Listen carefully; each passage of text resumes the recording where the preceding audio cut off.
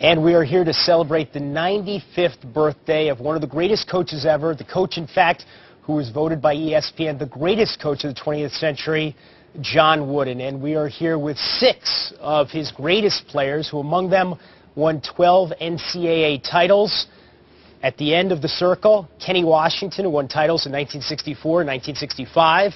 Next to him, Jamal Wilkes, who won titles in 1972 and 73. Marcus Johnson, who won a title as a sophomore in 1975. Keith Erickson, who won titles in 64 and 65. Lynn Shackelford, who won 3 titles in 67, 68, 69. And this obscure gentleman to my left, who won titles in 1973 and 74, of course, the great Bill Walton. It's been a long time since you guys played for Coach Wooden, from 30 to 40 years. Thanks. Well, 42 years right here. Wow. 42 years ago. What did you think of him, Kenny, when you were playing for him? It was awful. Well, at least you're not mincing your words. And that's a step up from what Jamal and I thought. That's just the truth. I thought it was terrible. I mean, my first day of practice, he kicked Bill out because his hair was too long. So as a 17-year-old freshman, when you see your coach have that kind of authority over the College Player of the Year, Sullivan Award winner, it kind of sends a message that you, as a freshman, you kind of need to listen to what he's talking about. It was his way or no way. Yeah, and so that's why we spent a lot of time in the library. And we knew that if we didn't listen to him, we're on the bench and somebody else is in there, and all these great careers are just gone as like dust in the wind if you didn't do exactly what he said, which is what I did all the time. He did like spirited players because I think in his younger days, he was a spirited player. When you guys watch college basketball today, and so much of the focus is on the coaches and their histrionics and their pacing up and down the sidelines and they're screaming at players and that kind of stuff, what do you think when you see that, Marcus?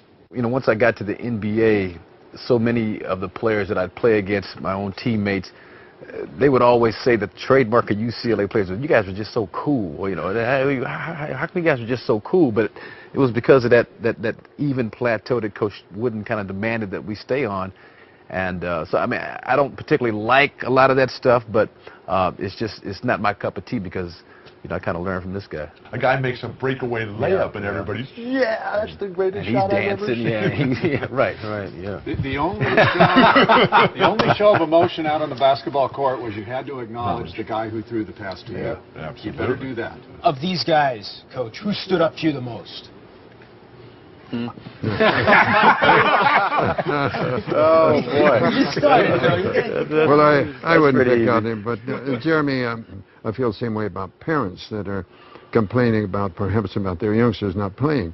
Certainly they're prejudiced toward the youngsters. I'm prejudiced toward mine. And you learned that you had to treat players differently. You couldn't have the same rules for everyone. No, and I tried to tell them that. I didn't like them all the same. I loved them all the same, I hope, but I didn't like them all the same any more than they like each other all the same.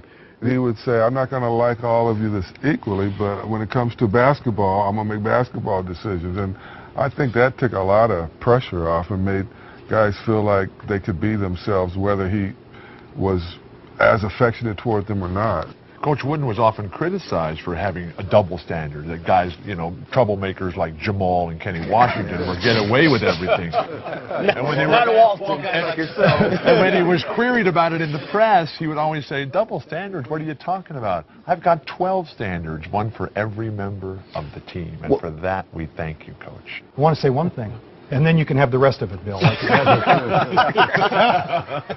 I go out and visit with Coach periodically, and I really enjoy bringing some people along with me who have not met him. And the response when we leave is overwhelming.